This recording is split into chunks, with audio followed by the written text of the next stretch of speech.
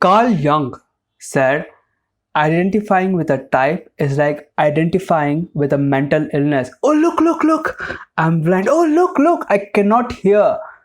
And people brag about it everywhere. ENTPs brag about them having superior TI, superior debating skills. Oh, you bring a person into an argument and look, oh, watch me flamboyantly bring the other person down. Call him in middle of the night, he's crying in the corner of the bed. That's no way to live, right? There's a reason why Carl Jung said identifying with a type is like identifying with a mental illness, because there is something wrong with you.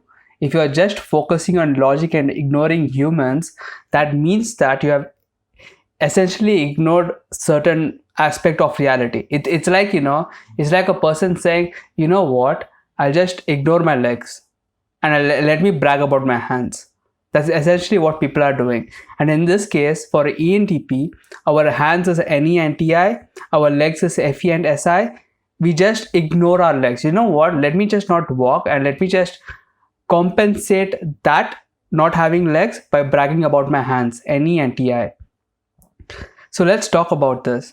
In Reddit post, most ENTPs immediately come and start arguing. Oh, I'm TI bro. I don't do FE bro. I have surpassed human race bro. I have surpassed it.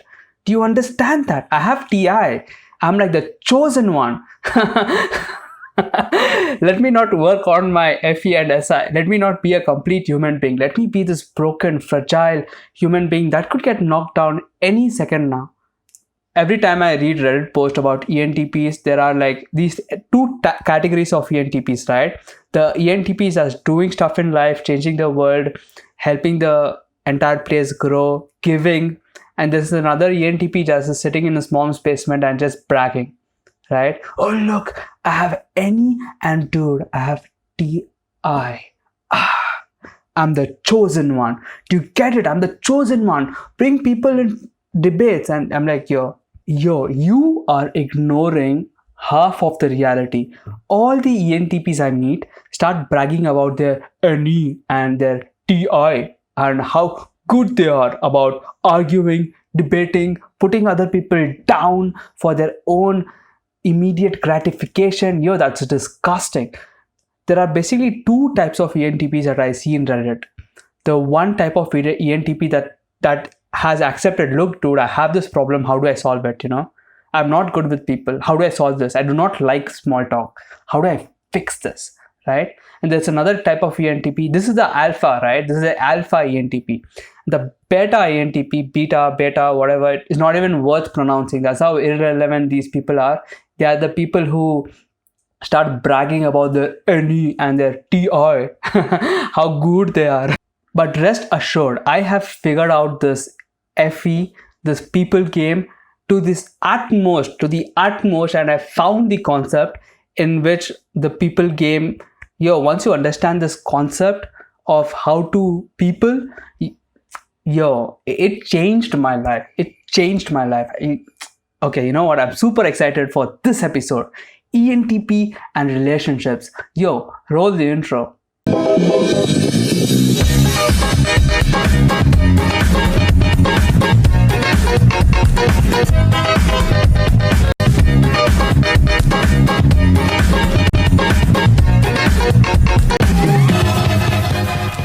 Now, most of you guys are not going to have much problem dealing with people, but where you guys will have real problems is in building close relationships, because anyone can have a superficial relationship, hi, bye, but how do you keep up with the small talk? Let's say you're in a workplace, right? How do you become the popular guy? How do you have more friends that are willing to help you, right? Because that's the position I'm coming. So you are there. I want people to help you without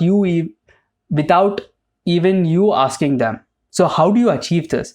How do you be in a state where people come and help you without you even asking them? Because that's where we want, right? Superficial relationships, what you're going to do with it? So this is how you people. It's not like any dark technique, it's very high level spiritual technique. Okay, and the entire concept of peopling is this. It's just one very simple concept.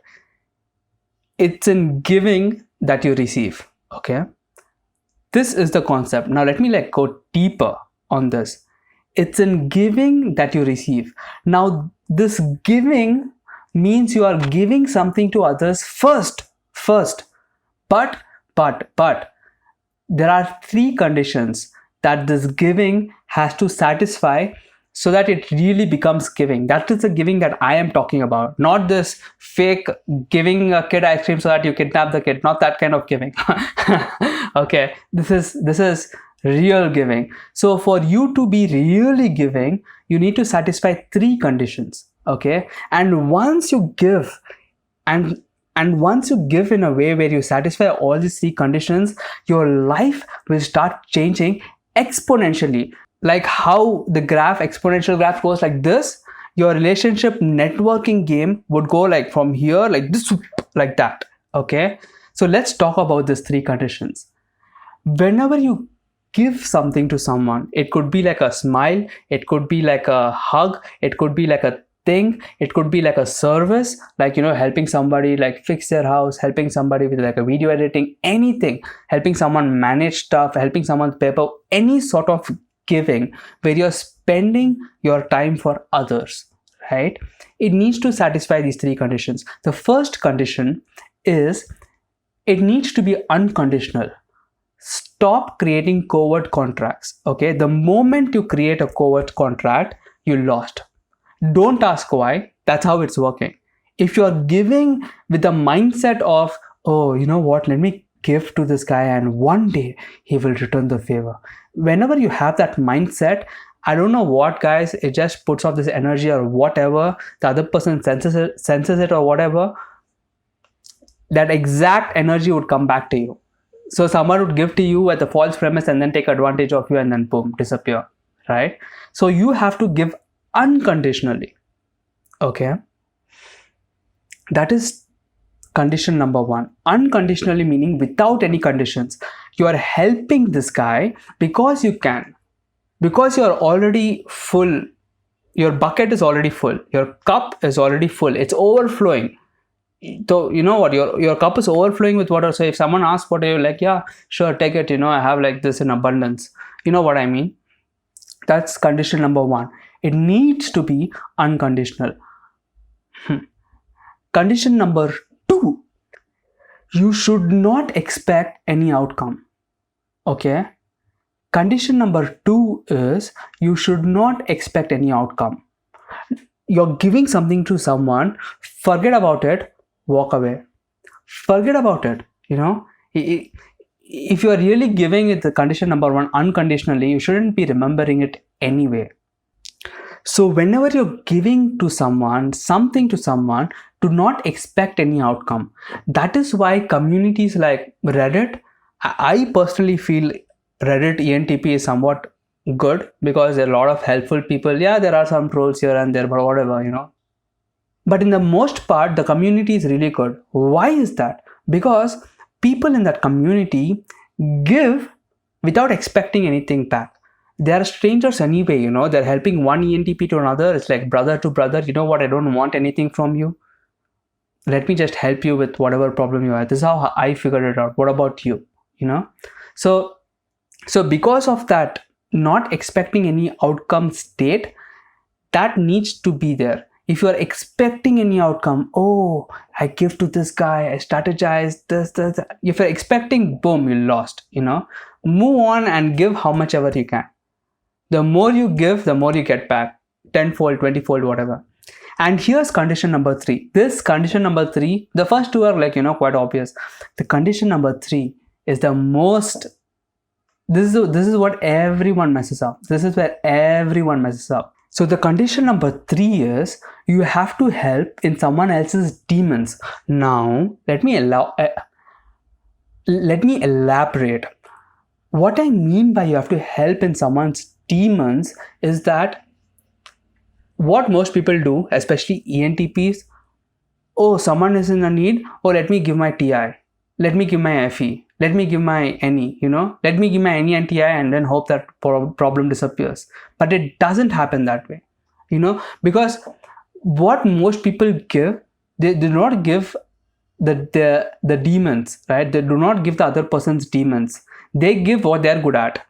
You know what I mean? So let's say there's a girl crying and you come, oh, so what's the problem? And she says some problem, right? This thing goes wrong, this went wrong, that went wrong. Oh, you know what? Let me use logic and fix this. Boom, now she's never talking to you again. Why? Because she doesn't care about your logic. She doesn't want to solve the problem.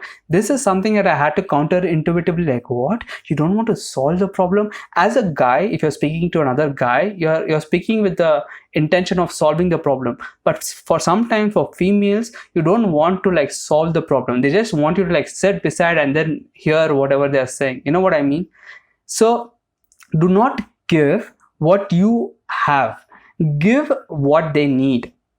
Sometimes they need a smile. They don't need logic. Sometimes they need logic. They don't need a smile. Sometimes a guy comes to, how I fix it? Oh, you know what? Everything will be fine, bro. Everything will. Yo, dude, how do I fix this? Dude, everything. Yo, if you tell like this, the guy will like, man, let me like go to someone else who knows how to fix this. You know what I mean? But if a woman comes and is crying in front of you, you're like, so this is what I'm saying. Oh, you know what? You do this and you do that, and then after that you do this. She'll be like, yo, what's wrong with you? I just want you to listen to me. You know what I mean? So you get this. So you have to identify, and this is like a sixth sense. It's like a spider sense, right? Whenever you need to identify what the other person needs.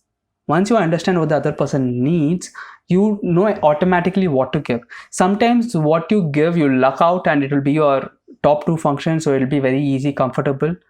But sometimes it would be your lower functions, inferior or the trickster sometimes, So, but you have to give that because that's what the other person is expecting. That is what really giving is. So you have to satisfy all these 3 conditions.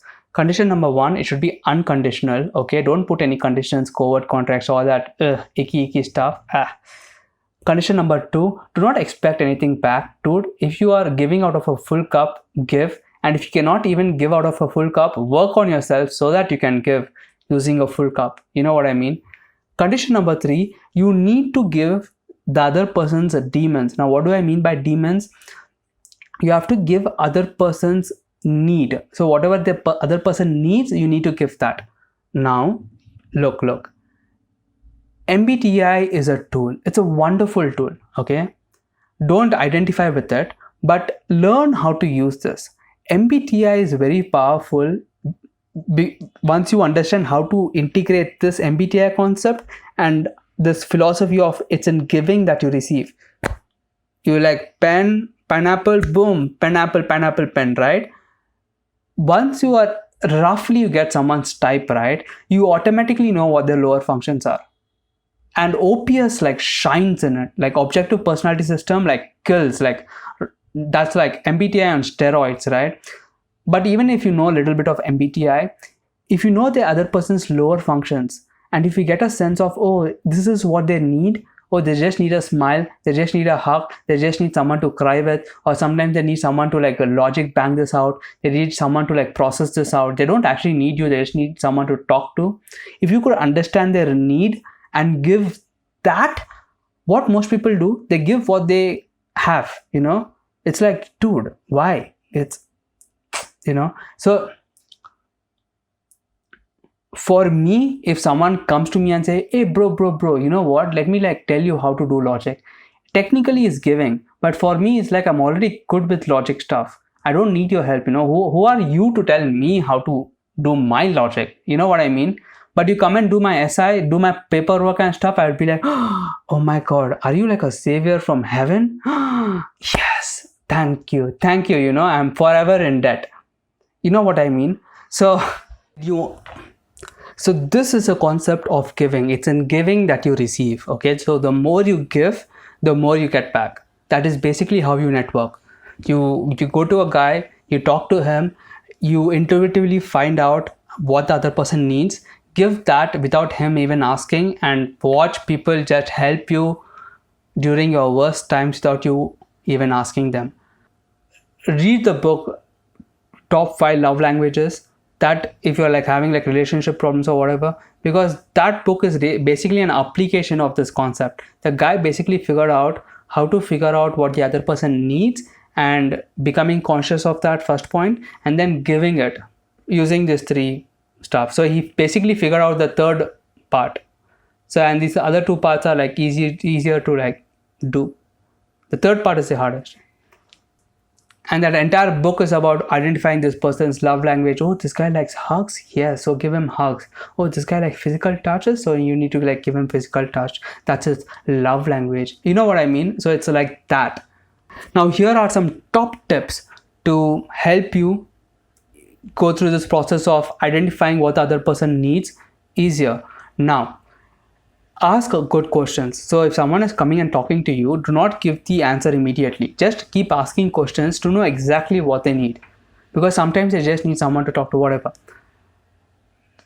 Point number 2, be very conscious of people's wallpaper, anime wallpaper, like their phone wallpaper, desktop wallpaper, or whenever, if you like go to someone's cubicle, or if you're like someone's behind the notebook or whatever they scribble, be very conscious of that. So if you know what this person likes, doesn't like, and if you're just hyper aware of, oh, this guy likes fishing, and then indirectly bring up the concept of, oh, you know what, oh, you love fishing, oh, even I love fishing, do some research beforehand so that you can relate to this guy. You can do all sort of stuff. Oh, you like games, just being hyper, because you know people want other people to know that I'm into this, but they don't tell it directly to everyone, so they indirectly like leave clues. So you should be like this Sherlock Holmes character is like, oh, I've seen this breadcrumb in this, and he has this croissant picture in this, so is he like a part-time baker, you know what I mean?